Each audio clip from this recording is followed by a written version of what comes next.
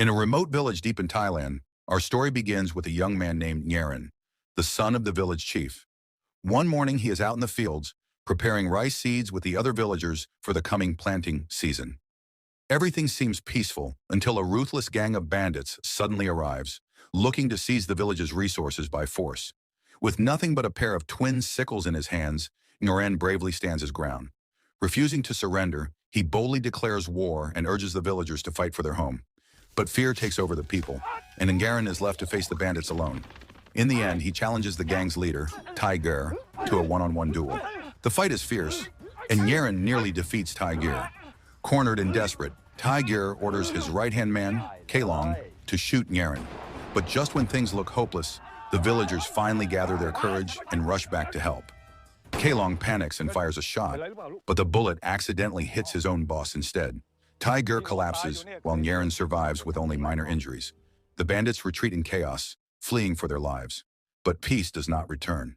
Tiger has an older brother, an even more dangerous bandit leader, and Nyaren's father knows retaliation is coming.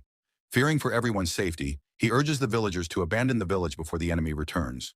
A wealthy nobleman named Meek then steps forward, offering a deal. He promises protection, claiming his wealth can drive the bandits away. In exchange, he demands that Nyaren's younger sister, Soy, be married to him. This shameless proposal angers Thong, a young man who secretly loves Soy and refuses to let her be treated as a bargaining chip.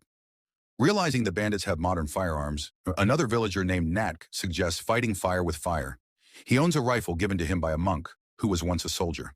Hoping the monk might have more weapons, they seek his help.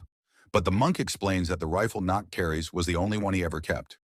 If they want more guns, he says, they must find his old war companion, Yong, a skilled gunsmith who still manufactures weapons.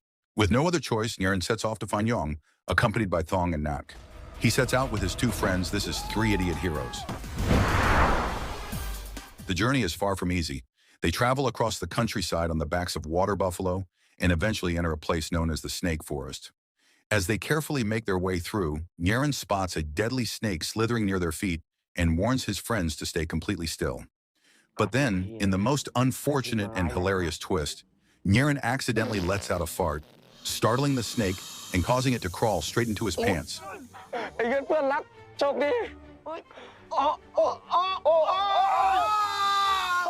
After a long journey, the three friends finally reached another village. They hoped to gather directions from a young boy they met there, but the child turned out to be of no help at all. With no other choice, they continued on their way. Before they could leave, the village chief, a man named Chun, stepped forward in anger. The moment he recognized Nyaren, he grew suspicious.